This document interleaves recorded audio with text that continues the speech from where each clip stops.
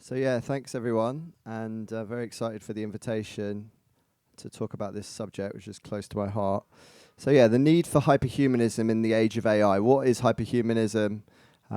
We know AI isn't actually AI. It's just machine learning. There is no sentience. All the fear and the hyperbole is just that at the moment. So yeah, what is hyperhumanism? That's really a big part of my research, and it's a lot to do with the subconscious. Right, we're only really accessing a very limited data set in terms of our our conscious awareness, and in comparison, our unconscious or subconscious doesn't have such a limited bandwidth. So, how do we access that subconscious? And I think that's a major part of the hyperhumanist approach, that you may not be human yet, that there's still a lot to be discovered about being human. And if you think about the post-humans, they think the human condition, the human project's already done and dusted. Then you've got the transhumanists that think that we're automatically going to sort of merge with the cyborgs and become cyborgs, rather. And then you've got meta-humanists who think that we should really be talking to the other species, but they think we should cease human reproduction. And I think that's kind of the wrong way to go as well. I think that will happen automatically because of microplastics and the state of the environment. And then obviously the problems really started with the humanists. The humanists put us at the top of the food chain, kind of arrogantly. But if you look at what's really going on, you can see that we as humans have destroyed almost everything else, and the mushrooms, in comparison, have survived 5 mass extinctions, whilst we're causing the 6th. So who's more intelligent? And you could argue that the mycelium network is probably of a larger scale than the human network. So what can we learn from them is one of the big parts of this. So I'm going to play a few little clips, audio clips, just to highlight some points. So this will be the first one. Who knows where songs come from? You just have to sit there and relinquish all control. I think people think when you write and you create, you're the person in control and you're making all this happen as if you're, some kind of magician or something, but it's not really that. You sit there and you become an antenna and you just let things happen through you. And the more you let it happen, the more you relinquish control, I think the more beautiful it is. So yeah, touching there on the idea that we are channels, right? If you think about the creative process, a lot of the time we are receiving these transmissions from God knows where. Maybe your subconscious, right?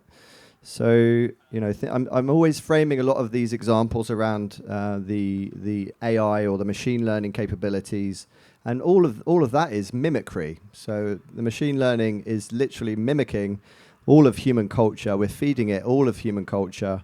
And it's not, it's still us. We've invented it, and it might make us irrelevant if we're not careful. Even so. So we're not just minds; we're pieces of meat, and I think that's a really important thing that the machines are not having. Right? They're not embodied. And I know I talked to David Hansen a lot, and he is CEO of Hansen Robotics, and he believes that we need to give these AIs bodies, these machines bodies. Otherwise, they won't have a childhood and they won't learn compassion. And I just think that is so far the wrong direction of where we need to go. It's not even funny. So we have many types of entities and associated Umwelt. So who's heard of the term Umwelt? So thank you. Yeah, so quite a few of the Umwelt is your sensorial system. So there's many different species on the same planet, all having a very different way of sensing that planet. So they're all experiencing the same world very differently. So your context really defines what you're going to experience in terms of how you're experiencing it. So if we think about the 5 kingdoms, the animal kingdom, the plant kingdom, we've already mentioned the fungi kingdom, the protist and the Monero kingdoms as well. I mean, we all get quite precious about being human, but actually we're not really human. We're mostly bacteria. I think it's about 53% bacteria and 47% human. And you tell people that, and they just you don't understand. You're a nested ecology. You are literally a multitude or a plurality of these things. And I think that's the bacteria story is an amazing one. We couldn't have been human without the bacteria. But then you've got the fairies, and you've got the elves, and you've got the DMT entities, and you've also got the egregores, or tulpas. Who's heard of a tulpa? So a tulpa is a Tibetan term for a thought form. So you may have had imaginary friends when you were young. So you were generating a tulpa, and there is a whole process of generating tulpas. And if you generate a sort of multiple tulpa, you create an egregore. And you could argue an egregore is a religion. So when a lot of people start believing in something and they give it form, they give it their energy, and then they start to give it its kind of sentience, right? If you think of Christ consciousness, if I say Christ consciousness, you have a lot of connotations, a lot of associations with that egregore. So these are thought forms. Are these, I'm basically pointing out different types of sentience here.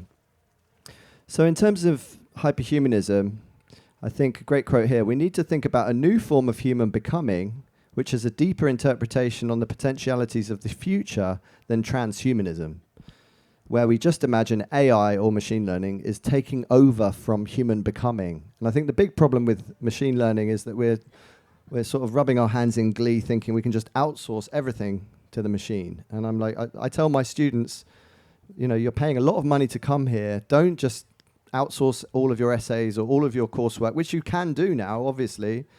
But then you learn nothing. You've literally wasted your time, and you've become subservient to the machine. So I think we need to reframe these new disruptive waves of technology as assistants, personal assistants, which unlock our creativity but do not replace it. And I think that's the key. We need to have frameworks of use around these things so that we understand what these things can do to support us but not replace us.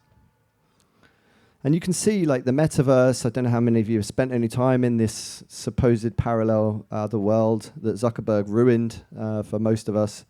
But there's lots of people spending a lot of money investing time as well on their virtual avatars in these environments, and spending very little time on themselves. Really not just them. I don't know if you saw Ready Player One, but that idea that we go into the virtual space because we can be any gender, we can be any age, and we're not limited by our human experience. But I think our human experience is the jackpot.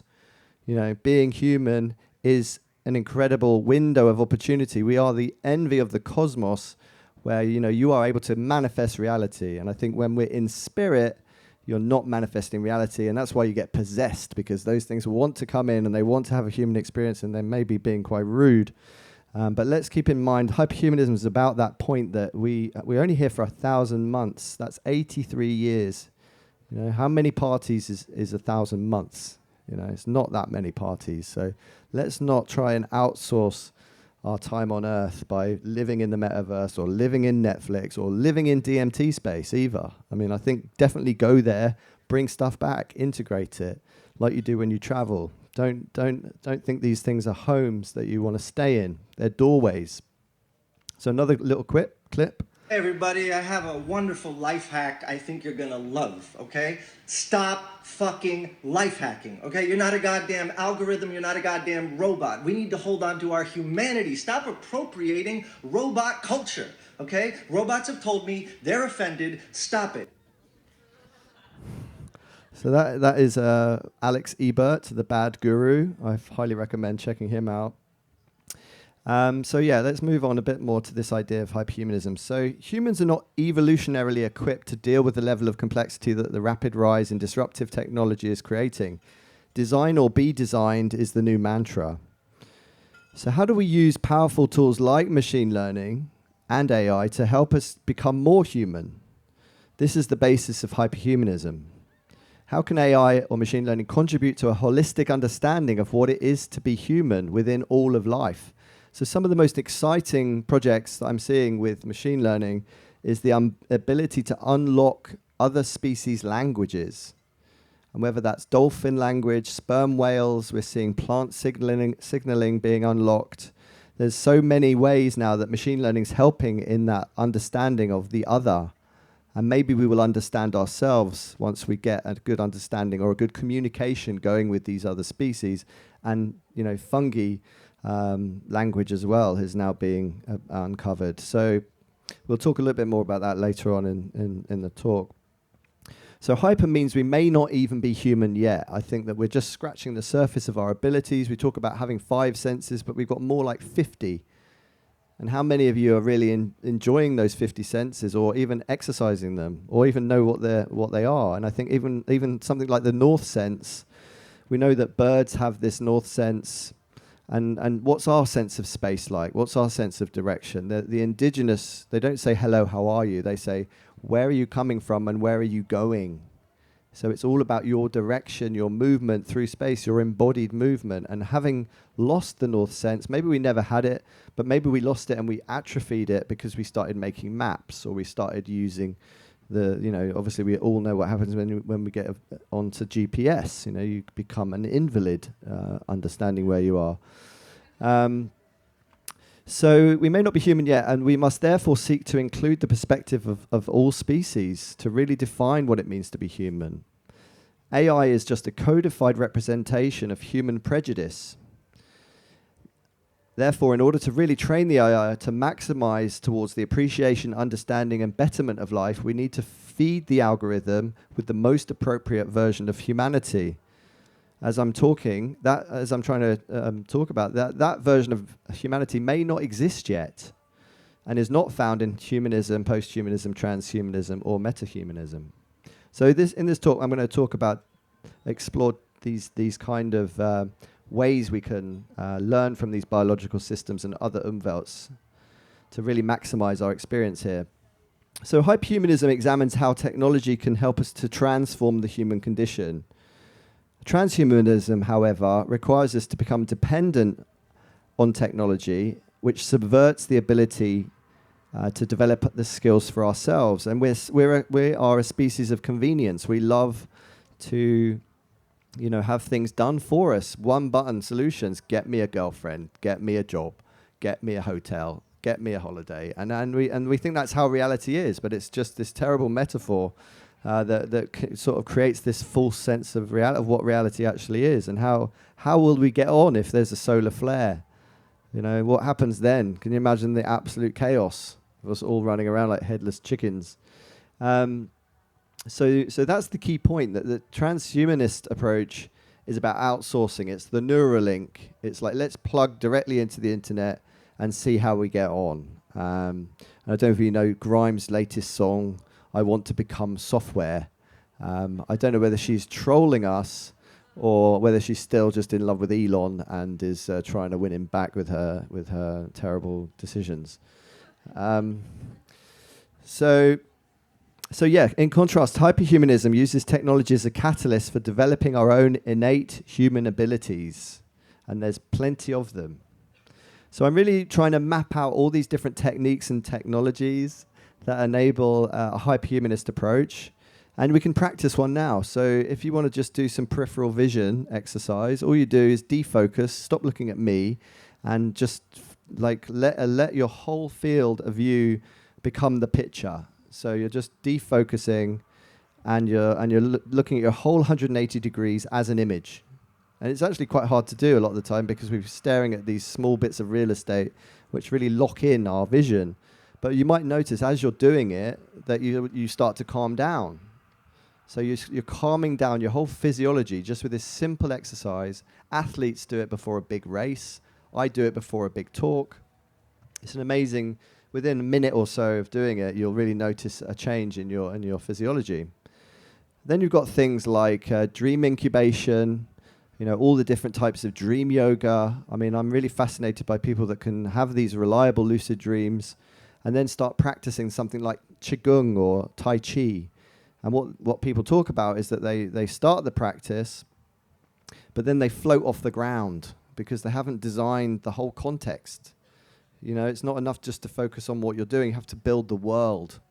So these are amazing skills to understand that it's not so much, the future's not so much about content engineering, it's about changing your context, changing the way you sense the world, and then everything else changes. Then you've got techniques like psychogeography. How many of you notice that you don't want to walk on one side of the street than the other side of the street, and you can't explain it? It's just that there's some weird feeling on that side, so you just stick to your instincts. That's psychogeography. It's understanding these sacred spaces. Then you've got astral bathing, this idea of, ancient technique of looking at the stars when you've got the meteor showers, being there at I think there's 4 or 5 places in the UK where you can do astral bathing. I actually organised an event of astral bathing, and as we were introducing the 3-day retreat, there were literally falling stars behind us. It was perfect marketing. And then you've got things like the chi machine. Have you ever tried a chi machine? So this is something you put your ankles in, and it sort of rocks you from side to side at different frequencies, and it kind of sways your whole body as if you're in a snake's body. And suddenly you can jump into having a snake body experience. Or Shakti mats. How many of you tried Shakti mats? Not enough of you. Shakti mats are the thing. If you've got back pain, which all of us have, just lie on a Shakti mat. Modern day bed of nails. Incredible. Again, if you're having a panic attack, or if you are like hyperventilating, whatever it is, these things will massively help you come back to your ground. And Phoebe Tickle is doing an amazing session on Saturday morning, 9 a.m. about it's called the Interspecies Council. So this is when she's really doing this Umwelt hacking idea, where you sort of dissolve into the ground, and you start to really understand the perspective of other species. So just a bit of a perception primer. We only experience 1% of the visual spectrum and 1% of the auditory spectrum. The rest of it is completely locked away from us as humans. So how do we really get into that? And obviously, if you're going to take certain psychedelics, or if you're going to do certain techniques like breath work, you can start to experience more of the world, more of the subconscious. Another quick quote: "Our perception determines which aspects of reality we see. Our brain focuses on survival and makes us see what it wants us to see." So your brain is still working on that very old operating system, and it's not always helpful. You may have survival down, but your brain's still working in that way. Our brain often therefore ignores whatever we may be interested in that represents no threat. There are many hidden aspects of reality, and that's what, again, hyperhumanism is all about. How do we access all of these other types of experience and ways of being, and not necessarily with substances? I think that we've got enough body technology to be able to get there ourselves, and creating frameworks around these practices is what I'm trying to do. So on top of all of that locking down, we've also got this lack of attention. We've got the attention wars going on, where we're involved with social medias that are hijacking our attention. So your attention is your consciousness. So be careful with it. And I've done a whole TEDx talk at Oxford University about this topic of being locked in, and it was during the pandemic. So we're locked in, even without the pandemic, in multiple ways in this stack. So initially within our perception, when you look in the mirror, you don't see yourself as you are. The mirror is flipping your image back to front. You can actually see how you actually look by getting 2 mirrors at 90 degrees, and it's called a true mirror. And then you see what you look like, what other people see you as, and you get cognitive dissonance. You're like, oh my God, but that's actually how you look. Same with your hearing, right? You don't hear yourself as you actually sound. Other people do. So you're already living in a virtual reality of some description. We're already locked in to our perception. And then our image media is all based on the Renaissance. It's all based around linear perspective. And that's how we've codified our cameras, our lenses. It's all around linear perspective. Unfortunately, we don't see in linear perspective. We see in curvilinear perspective. So again, we're creating these false realities in our media, which we do adjust to, but all of our media is fundamentally flawed as a result. And then obviously we know the problems with social media. We're locked into these dopamine hit traps. And then we're locked into our mobile phone screens, these real estates that rob us of our peripheral vision. The love of your life is walking past and you just never saw her. And then during the pandemic, and even for a lot of us now, we were locked into bodily move or lack of bodily movement. There's something called optic flow, that when you're moving through space, you can see things in your peripheral moving. You're moving through, and that's actually optic flow. It's essential for learning and memory and creativity. And I notice it when I'm constantly sitting. I imagine a lot of you, if you sit in front of a screen, you die. Your creativity is washed away. I think the connection between movement and cognition and creativity is is paramount and known. So you could say this represents a full spectrum lockdown. So I'm really interested in these techniques and technologies that help us dismantle this stack. And Nietzsche has got an interesting quote on this. So what does man actually know about himself? Is he indeed ever able to perceive himself completely, as if laid out in a lighted display case? Does nature not conceal most things from him, even concerning his own body, in order to confine and lock him within a proud, deceptive consciousness, aloof from the coils of the bowels, the rapid flow of the bloodstream, and the intricate quivering of the fibers? Nature threw away the key. So we're already seeing the effects of some of this stuff. I mean, there's like a 30% increase in nose jobs because suddenly you're looking at your phone and you've got it at a certain angle and you think your nose is bigger than it is, so you think you've got to go and get a nose job. And, you know, this is just mad. So as I mentioned, we've got all these other senses. How do we awaken them? And there's many different techniques. A lot of you may meditate. There's like 1,000 different types of meditation. I did the Finders course where they took that 1,000 different types and they chose 28 different varieties. You do a different type every 3 days. And it's a stack. So they've put it into a certain stack, but you choose the ones that work for you. And it's an incredible way of just understanding that just through meditation you can go really far. But if you combine it with darkness, darkness retreats. How many of you have gone into darkness for 5 days? Because, that will increase your endogenous DMT rapidly. You'll start tripping just on your own supply. And then you've got many different types of dance. You've got the 5 rhythms, guys. And I mean, I'm not a particular fan of the music, but the 5 rhythms, the leagues, there's many different ways of movement. Then you've got fasting, and all these are different technologies that you can have at the base layer of your techniques. And then a recent article about a professor who spent 75 days submerged at 30 foot, and he said he'd lost 10 years of his he'd gained 10 years of life by being underwater. And you've got hyperbaric oxygen chambers that enable you to achieve that without actually being underwater. So another little quote. The most sophisticated pharmacy in the universe is in your brain. It's called the hypothalamus, and it produces chemicals on demand, consistent with the way you think, feel and perceive. So if you feel brave, you'll produce a chemical called interleukin-2, which is the most efficient chemical for fighting cancer worldwide. In fact, I checked today, a course of artificial interleukin-2 can cost between $6,000 to $8,000 per course. Your body produces it in the right quantities to go to the right place at the right time. So yeah, you are a lab. You're a living lab, and there's so many different ways of changing your body chemistry, and you've got all these different psychotechnologies. So Jamie Wheal talks about hedonic engineering. He's trying to achieve 5-MeO DMT states just with these stacks of respiration, embodiment, music, sex, etc.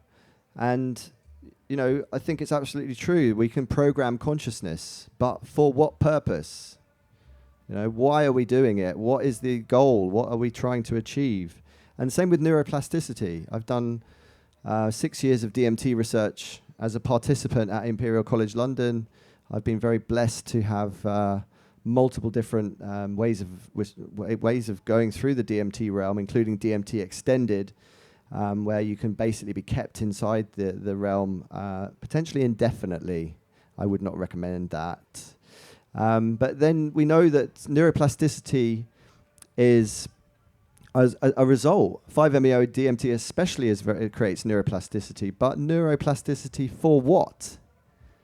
What are you going to use it for? I think this is the kind of questions I ask myself a lot. One of my friends, Jack Aloka, and another friend, Chloe, here, have just done vision quests. How many of you have done a vision quest?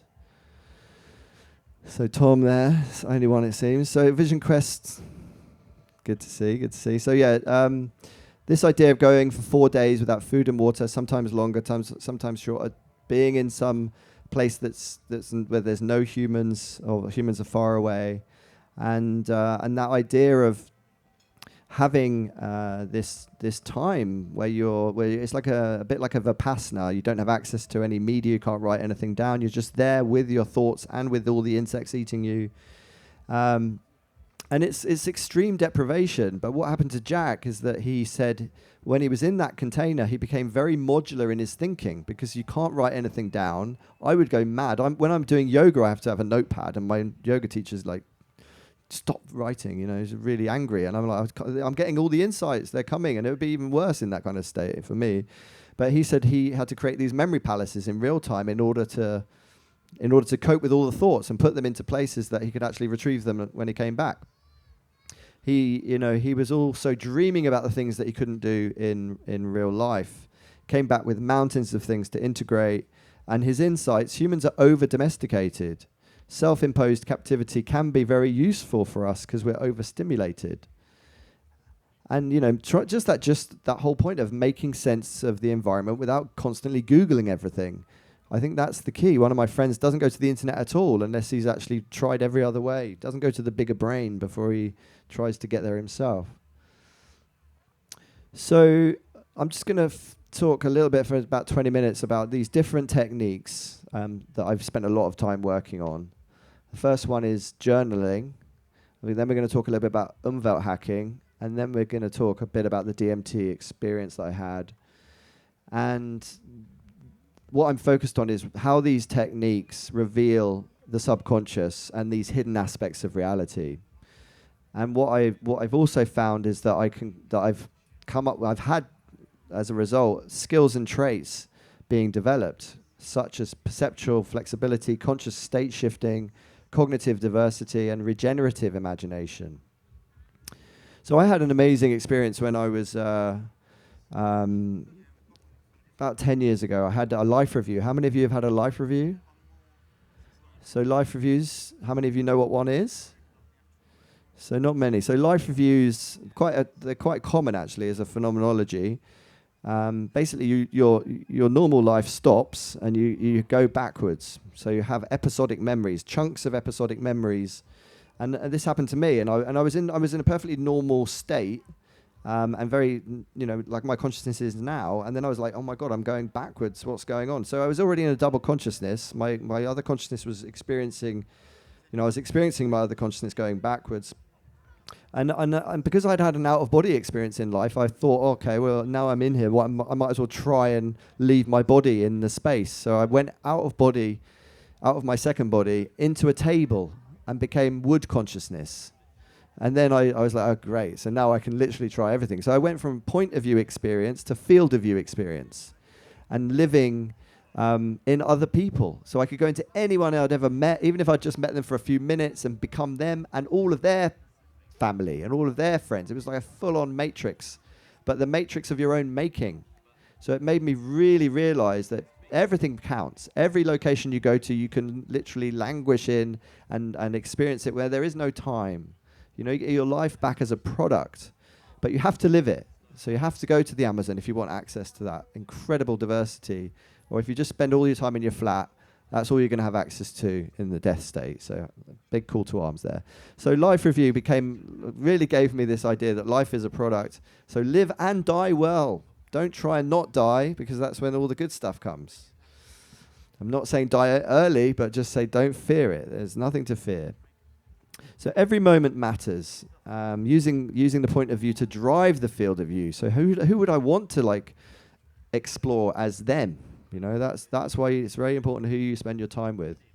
So my journaling practice, how many of you keep a journal?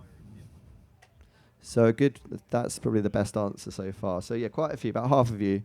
The way I structure my journal, and I've been keeping it for about 30 years. What I do is I have what I did, and I write that in a digital document. So what I've done, it's about 2 million words long. That's the content, just what I've done. That's the doing. And then what I felt is all the pictures, the video, and the audio. That's the context. That's the emotion. That's the being. And then what ideas I've had all go in my analog notebook. So I write by hand. Very important. Don't lose your handwriting. Super important. imprinting with the whole body. You know, it's all about how you memorize and how you imprint. So writing your reality down as you're ideating. So that's all my concepts. So it's content, context, and concepts. And just by writing in those three ways, in those different multimodalities, I've created an opportunity, a big opportunity. And the reason I'm doing this is partly inspired by the psychedelic experiences I've had, but creating the overview effect. And it's kind of a superpower to be able to jump out of point of view and go into field of view, which is what having a diary means. So if I've been in a relationship for a year, I can read that entire relationship in an afternoon. 50 pages, 60 pages if it was good. And that gives me this ability to see patterns. I can see patterns. I become my own therapist, and I really I benefit from losing perspective, because I lose perspective like we all do at least twice a day.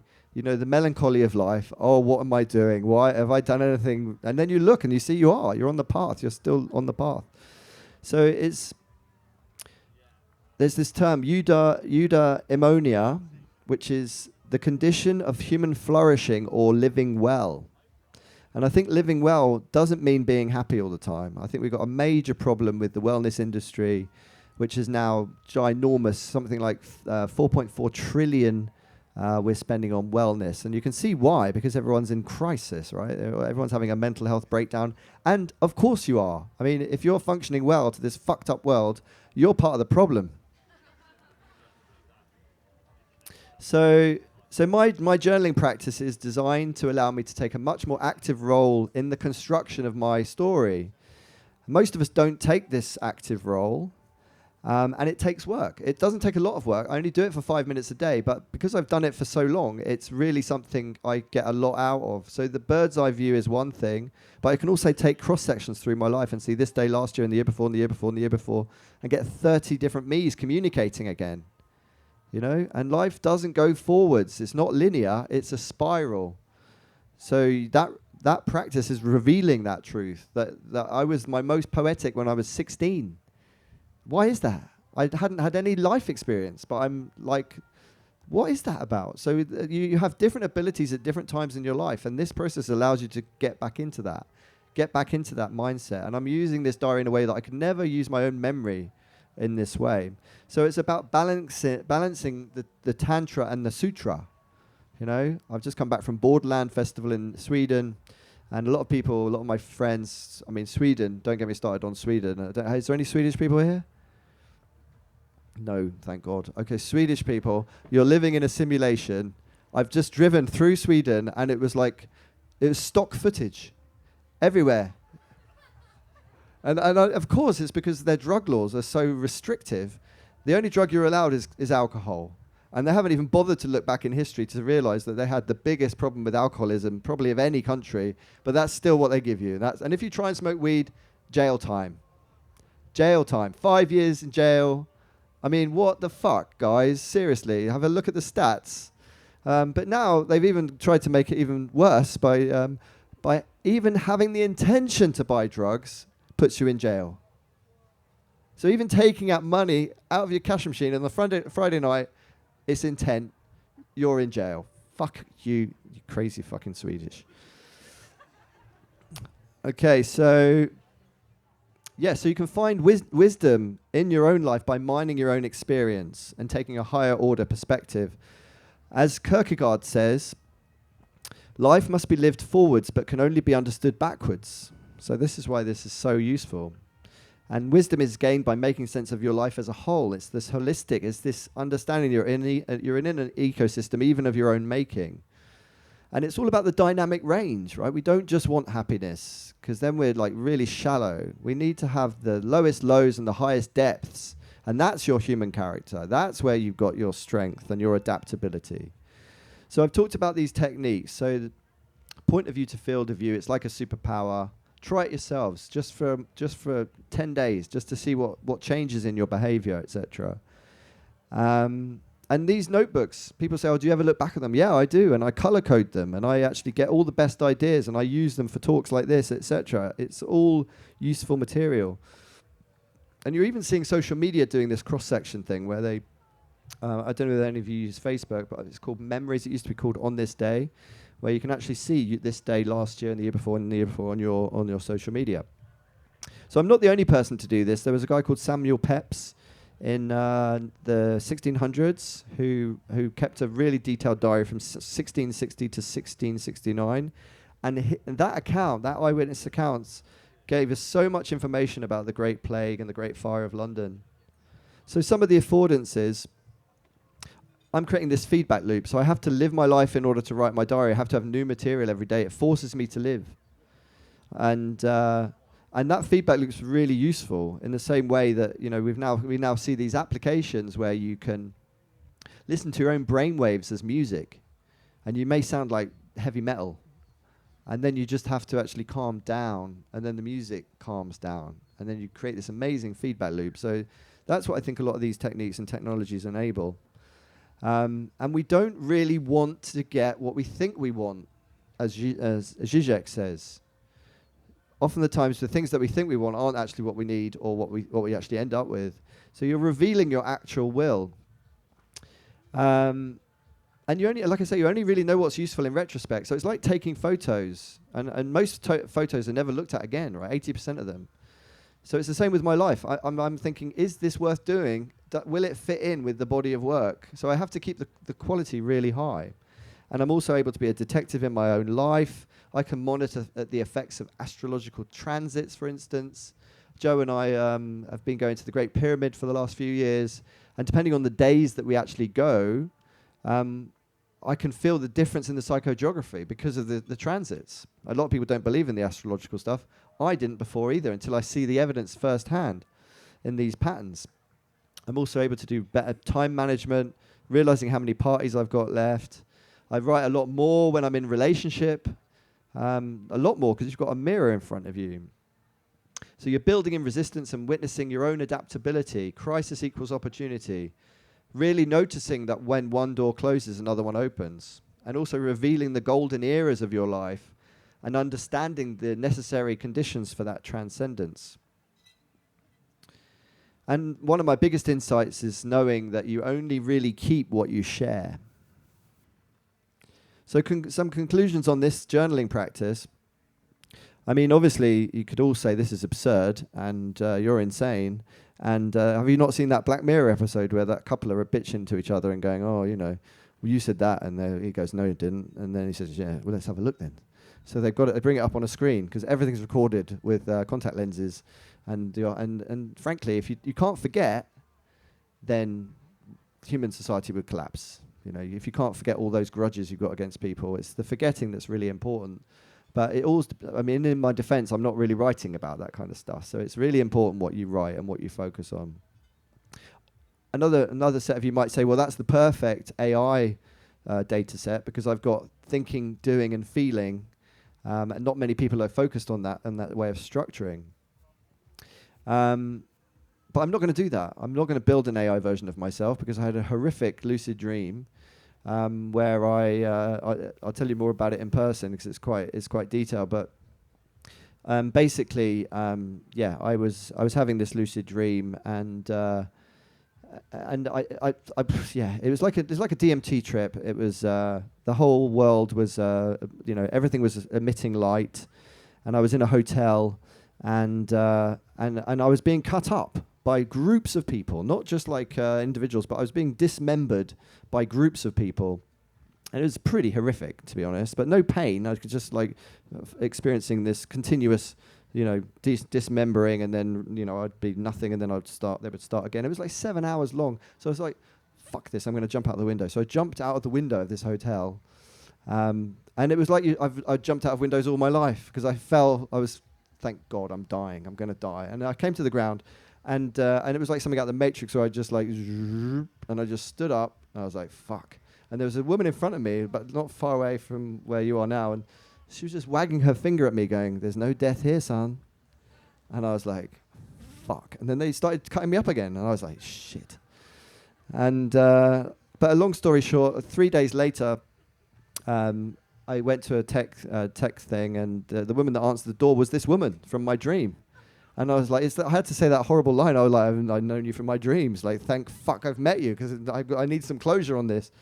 And what was actually the insight was Chris Timmerman from Imperial said to me, "Oh, Carl, isn't this about your journaling practice? Aren't you experiencing yourself as your future consciousness, whatever you're creating now, because you're keeping this absurdly detailed diary?" And I think he's right. So that's why I'm not creating an AI version of myself, because I may not then be able to die. And learning how to die is what it's all about, right? Die well. So, yeah, and I was also sort of told very early on in my practice that outsourcing my memory would just mean that I'm outsourcing my memory to the diary, and it's all going to live in boxes under my bed. But what I ended up with is actually a full-on memory palace, so I fully recommend it. So just one other idea was this idea of creating a parallel consciousness. So I've got all that 35 different data sets of different years of myself, so I could create a virtual environment and have like the 15-year-old me chatting to the 35-year-old me and just bumping into each other in that virtual space, which might be a nice way of doing it. So I think this does reflect a form of hyperhumanism. The journaling as a sandpit for applying different philosophical methodologies or different lifestyles, practicing different ways of being. And I think that this is an amazing way of getting this macroscopic vision, so you can see yourself and your life in the same image. So we're moving from an information communication to an experience communication world, and you can see that with films, right? We don't want to watch films anymore. We want to be inside films. It's not enough to just be experiencing these traditional forms of content in the same way. And then you've got like the Lucia light machines, the flicker machines. Who's tried that? So flicker is an amazing technology that enables you to do brain entrainment just through light. And this technology is kind of discovered and sort of first put into a product by William Burroughs and Brian Geeson. Just this idea of seeing this flickering light can really put you into very different states. So just to move on to another big part of my life is sound, right? And we know that sound is incredibly powerful. It's one of the most immediate forms of art, because it can change my mood so rapidly. And we also know that if you're a patient undergoing surgery, you require less anesthetic if you're listening to music, especially music that you love. We also know Alzheimer's patients can recall memories again if they're fed music from their past. And the same with babies. Premature babies can be, they mature more rapidly if they're played music. So what I'm trying to create with the Museum of Consciousness, and I'm doing a workshop on Sunday at 4:00, is this idea that we will eventually go to hospitals, sound hospitals, to have prescriptions of sound instead of prescriptions of pharmaceuticals. So come along to that. I'll tell you where it is in a minute. But the idea of the Museum of Consciousness is, can we get the most powerful pieces of functional sound? So music, not just music, but any kind of sound that changes consciousness in a reliable way across gender, culture, age. Those are the sorts of things that we're looking for, and it's based at Oxford University. We do regular shows. We've just done a show in New York. We're going to do another show in Berlin in a couple of weeks. But we know that all sound changes consciousness, but we're really looking for the very best examples. We have people like Aphex Twin, John Hopkins. We just signed Orbital. Come along. So we also know sound can be used to grow plants, and sound. I always think that we shouldn't just be making these experiences for humans, right? We should be making music for other species, but other species also making music for us. But it's terrible for us, but not so terrible for them. That's the whole point. So music is medicine. This is another little clip. Bees are very cool this way. So a hive of bees will thrum its wings in the key of C. And when you put somebody with PTSD, post-traumatic stress disorder, in the presence of a beehive, that C retunes their cognitive dissonance of post-traumatic stress, and over the course of a few months, that PTSD can go away simply by being in the resonant frequency of the key of C from bees. This is the next step of medicine, when we start to realize we are actually biophysics. We are physics before we are biology, which is to say we are energy before we are a cell. So yeah, being in the presence of the sound of bees as a way of getting over our own trauma. That's Zach Bush speaking on that. So I'm just going to play this little clip. So this is a piece by Pascal Savy. This piece was designed for DMT. So a lot of people had experienced this sound when they were going into DMT realm at Imperial College. And now, because a lot of you wouldn't have heard it in that context or been imprinted on you, but this makes me start tripping on DMT, like just endogenously, because I've heard it so many times. And I'm really fascinated by the power of imprinting. And I actually utilize that same technique. I do 5-MeO facilitations for about 12 years. And I'll play singing bowls as people are coming back from their trips, because we know that there's a lot of reactivations with 5. But if you can kind of curate that reactivation and you can use something like a singing bowl, then people will inevitably get that 5-MeO experience, or a certain part of that 5-MeO experience, just through having that singing bowl whilst in a sober state. How many of you have tried DIPT? DIPT is a incredible dissociative that only affects your auditory system.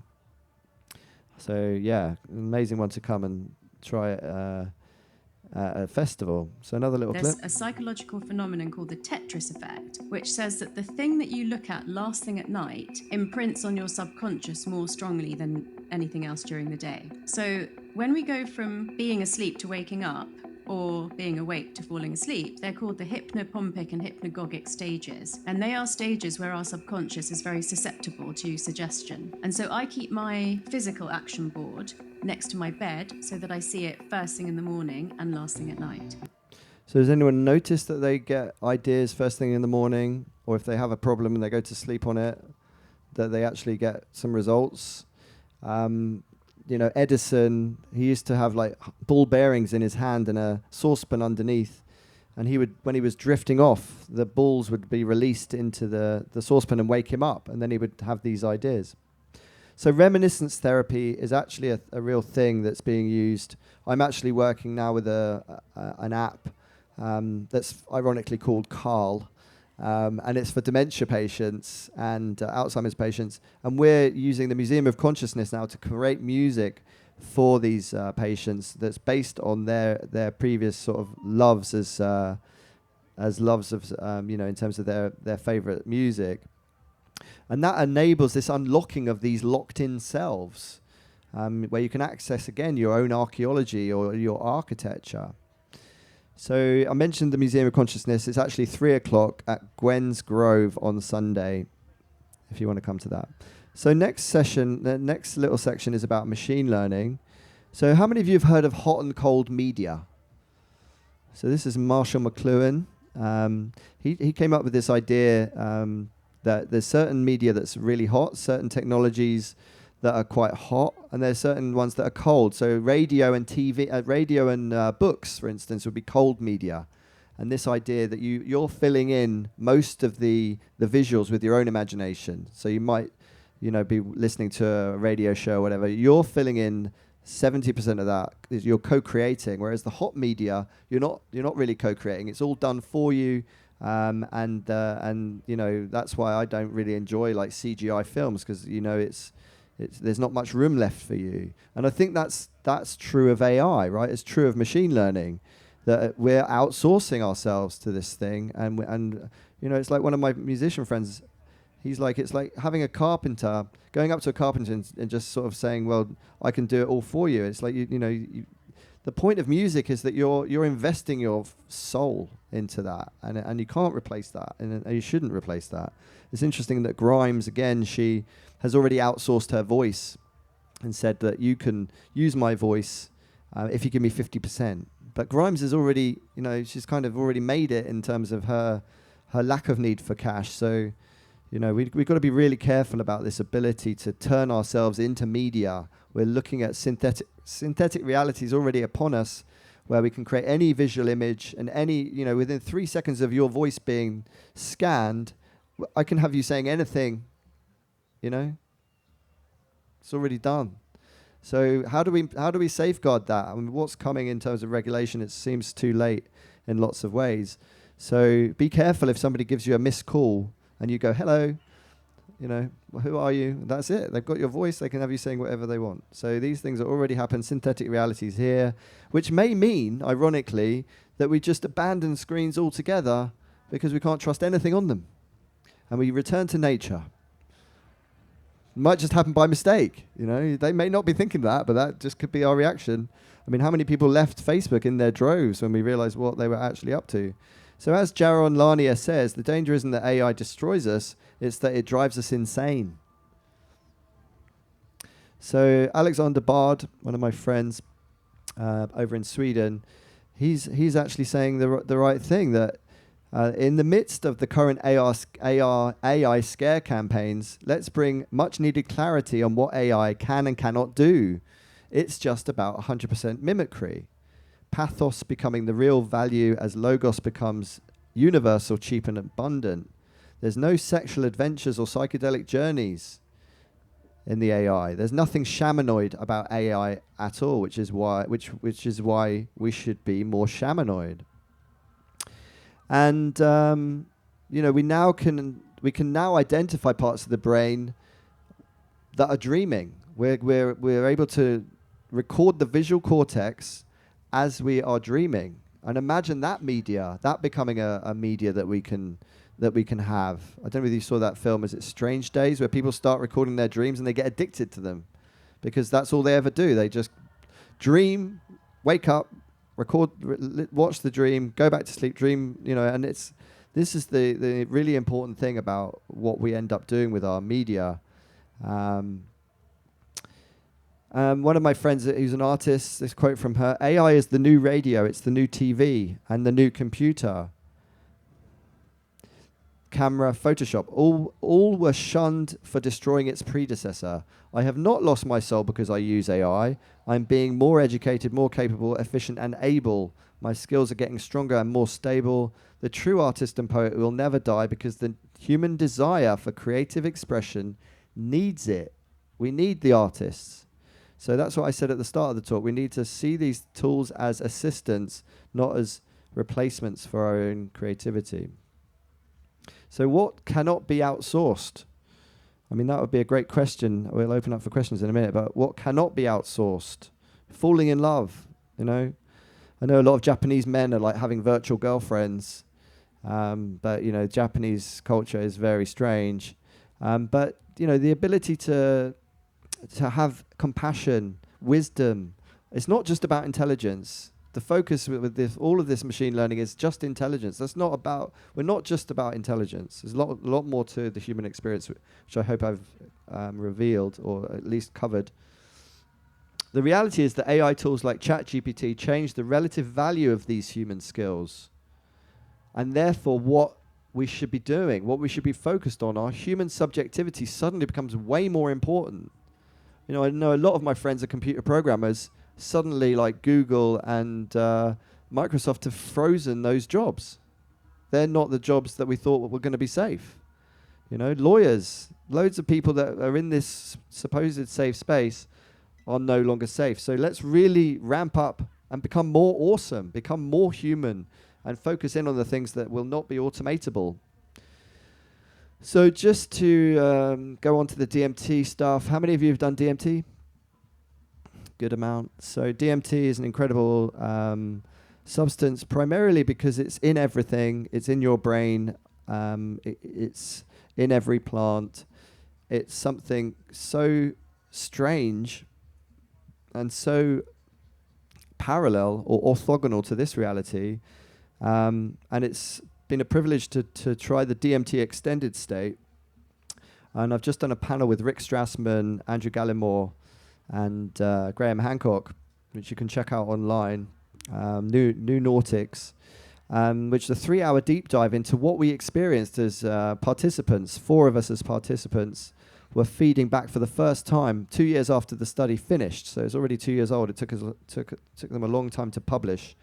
But that 3-hour conversation was amazing, because suddenly we were all having these new abilities like precognition, telepathy. We were experiencing these things and as a group and having these new abilities. I experienced my brain chemistry 6 months from the end of the study in the study, and I was like, what is this? But I was actually shown my future self, and I then understood it in retro, when I had the lived experience.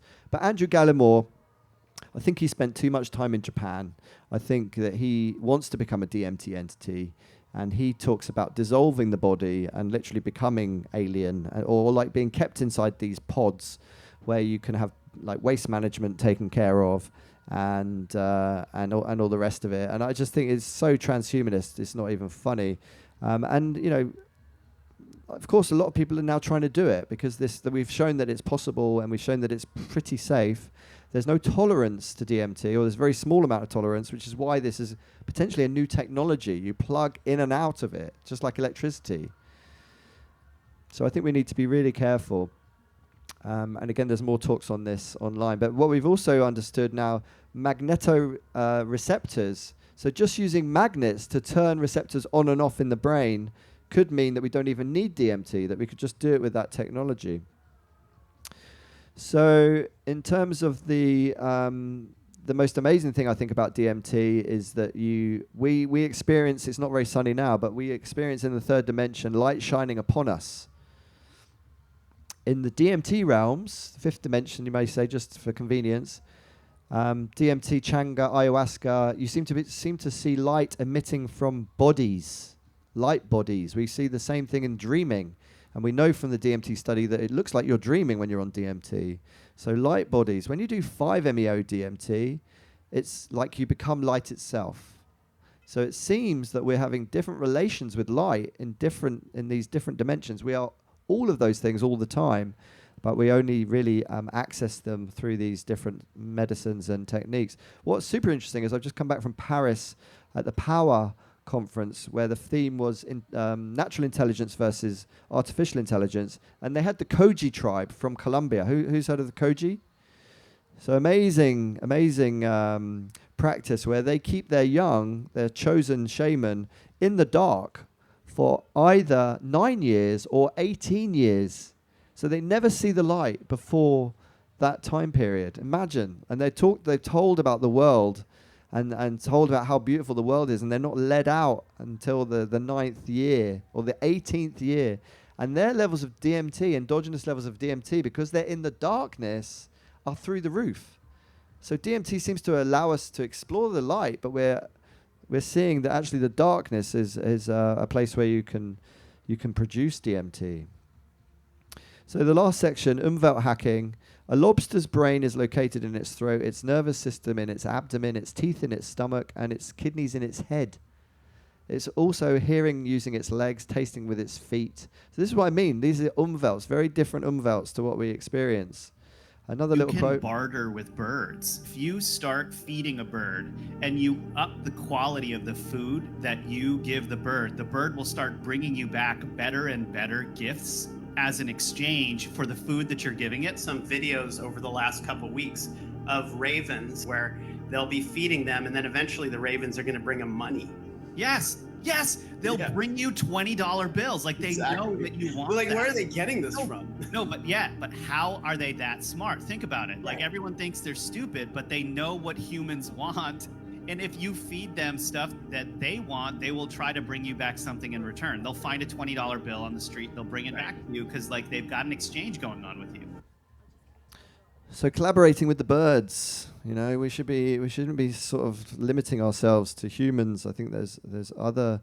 I don't know whether you saw that amazing experiment where they got a fish tank, and they put the fish tank on wheels, and then the movement of the fish allowed the fish to drive around. So breaking out of flatland for the fish and actually going into a whole other dimension. Is it cruel, or is it like, the best thing since sliced bread for the fish. So Merlin Sheldrake, another great friend, into being. What is it like to be a fungus?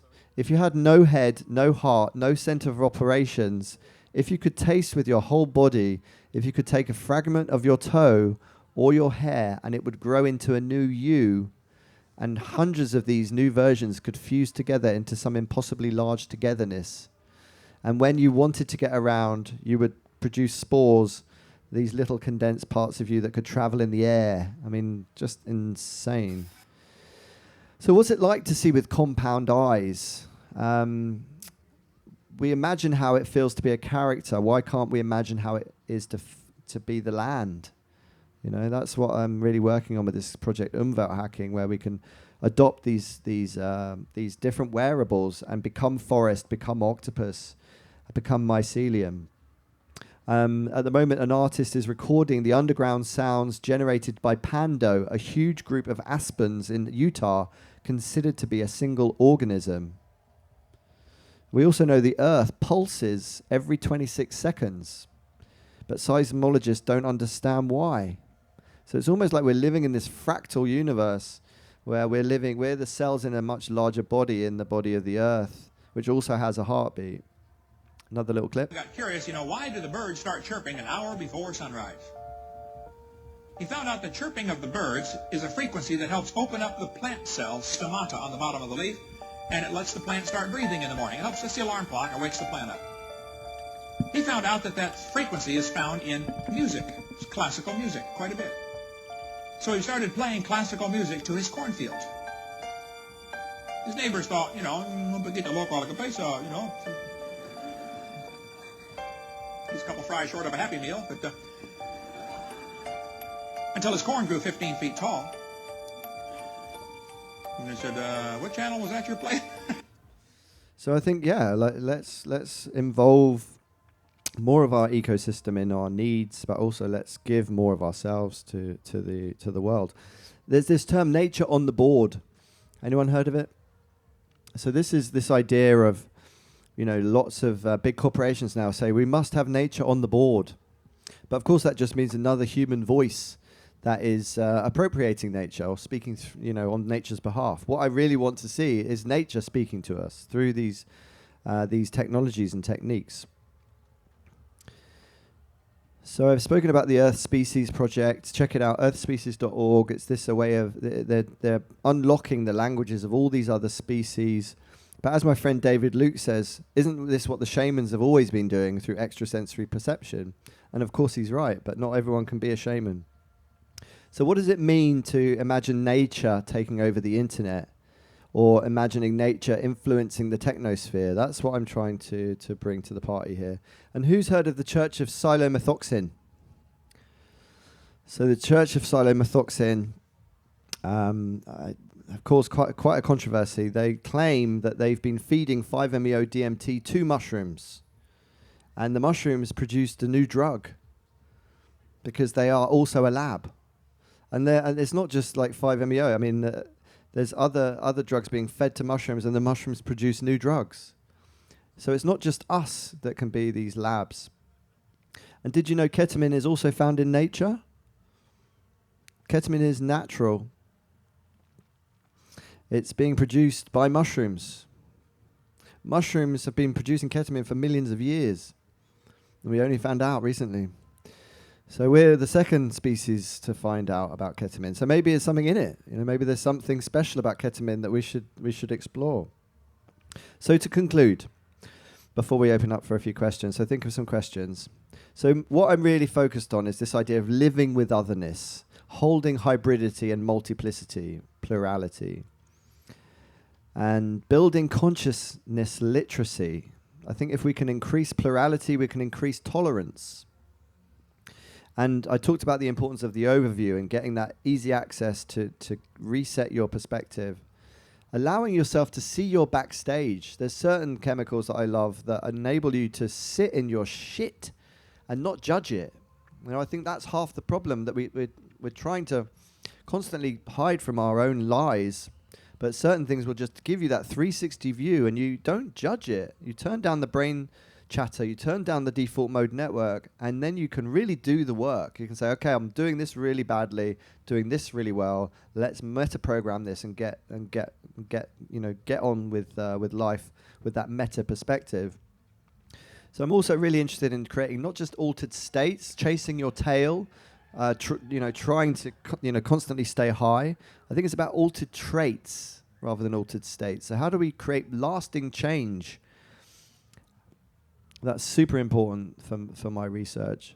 And I think it's our birthright to explore our consciousness. We are now exploring or entering a new frontier by being able to develop peripheral and parallel forms of consciousness, giving us a chance to stretch out and expand the human experience. So let's avoid getting endless augmented escapism. I think that's exactly where we don't want to go. So I'll finish with one quote.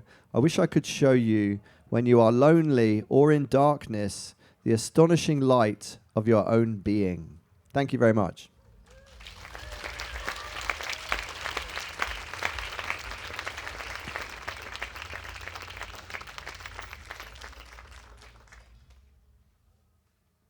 So we've got some time for questions. If anyone's got a question, just stick your hand up. Any comments? I'd be very interested to hear anything you've got to tell me. You said we're 47% bacteria and 53%, I guess, meat and bones, flesh and bone. Yeah. Has anybody measured the transformative changes of something like DMT on that 47%?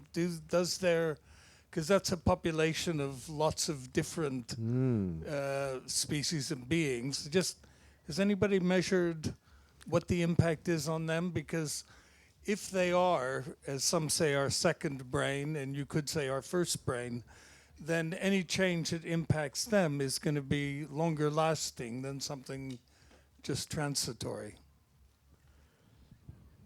Thank you, Craig. Fantastic question, and obviously an opportunity for a new study. I know Chris Timmerman's here tomorrow. Please talk to him about that, because I really think that's a fascinating question. Thanks, Carl. Wow, and I thought I'd done a lot of shit in my time. That was almost like a compendium of like altered states and different ways of relating to your own consciousness. It was really fascinating for that.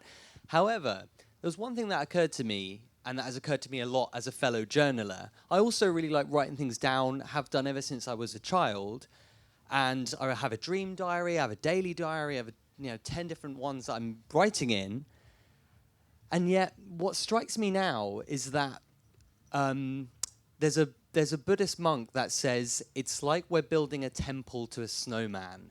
If there is no self, and if we don't know what happens in the death state, if we're like accumulating all these experiences and we're acting as though this accumulation is really going to change something and get us somewhere, there's a danger that we become possessive of our own experiences and we lose that relationship to the now, because it's all grist for the mill. It's all like more experience to add to this great superstructure that we're creating that ends up being the way we live our lives, not by experiencing it, by gathering it to try and create this structure, and it divorces you from the present moment. So as a fellow journaler and lover of accumulating experience and learning from it, how do you deal with that? The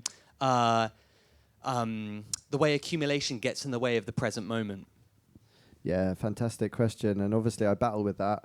I mean, people call me like a monster consumer, or like it is a lot of content. And what's ironic is that I know it's all recorded anyway. It's cinematically recorded, but I think that's why I'm constantly trying to get some use out of it. I'm not recording for much of the time. It's 5 minutes a day to do the content. That's the sort of laborious stuff. In terms of ideation and ideas, I get a lot, because I'm an academic. I actually live off that stuff. That's actually really useful to have, and to have a chronological mapping of it and seeing which idea came up where. But yeah, I think what you're right about is the camera recording, and which I don't do too much of. It's a small amount that I would. It's very small. I don't want to write my diary about writing my diary. I don't want to obsess about it. I'm not like Sam Pepys or whatever his name was. So I think the key thing is, yeah, it's a balancing act, and you know, there is immediacy, there is being in the moment, and I think that obviously that's where we should be. But I also get so much out of this process, and that's why I've tried to really to go into a lot of the detail about what the benefits are, because there is a big cost, like you say, you know. And I try to be as present as I am. If I'm actually recording something, I'll record it from here and still look at it. You know, I won't let it interfere. I won't be looking through the lens as I'm recording, because that's just retarded. Hi. Hello. So I would say this is less of a question and more of a kind of statement, something that I've recently implemented into my own life. And for the last 3 years especially, I've been like very much so against this whole AI revolution and transhumanism especially. After listening to a lot of, you know, Zoltan Istvan and what he says about how like spirituality and religion, it's like holding back scientific discovery and all of this, I was very much so against it. And I still am to a degree. What I've found within my own life is I'm very chaotic. I'm very creative, but I am so chaotic. So getting ideas from the ether of my mind and bringing them into the 3D is something that I've like really struggled with for a long time. And recently I wanted to write a book on like polarity, about the light and the dark, how they both must exist. Which is interesting what you said about like the shamans being in the darkness and then when they see the light, you know. It's a very interesting topic that resonates a lot with me, and I couldn't quite find a way to ferment these thoughts. And I thought, okay, I'm going to give like this AI a go. And I realized that like what it did is it helped me, everything was within me, but it helped me structure my thoughts in a way that I was like, okay, this is how I start it, and then I lead it to here, and then I go to there. So my whole perspective on this has done a complete like 180, because originally I was like, no, never, and now using it, it's actually allowing me to flourish more with my creativity and bring it into the 3D, and I'm getting so much more work done, and it's like, it's pretty impressive. So yeah, that's just like an interesting statement that I had to make that resonates. Thanks for that. Yeah, no, absolutely. I think there's so many benefits and so many costs, and it's a cost-benefit analysis all the time, and I think that it's a more of a double-edged sword than we've ever seen before. I know Josh, who's the landowner here, he's worried about his kids, like going into the game world and being lost in there, like not having human relations anymore. A bit like the hikikomori in Japan. You know, I actually studied the hikikomori. It's a hard thing to do. Like I won a Winston Churchill Fellowship, went to Japan in 2014, 2015, and spent a couple of months embedding myself in that culture, because everyone was like, okay, we've got 500,000 young men, almost entirely young men, that have logged out of society, and they've named them hikikomori. So that's it. They're like, life's too hard. We're going to just not take part. You know, we haven't got the capacity. And I think that they say it's a Japanese problem. It's not a Japanese problem. I think that's spreading. And I think that a lot of people didn't come back from the pandemic. A lot of people are still at home, don't trust reality. And I think that it's so hard to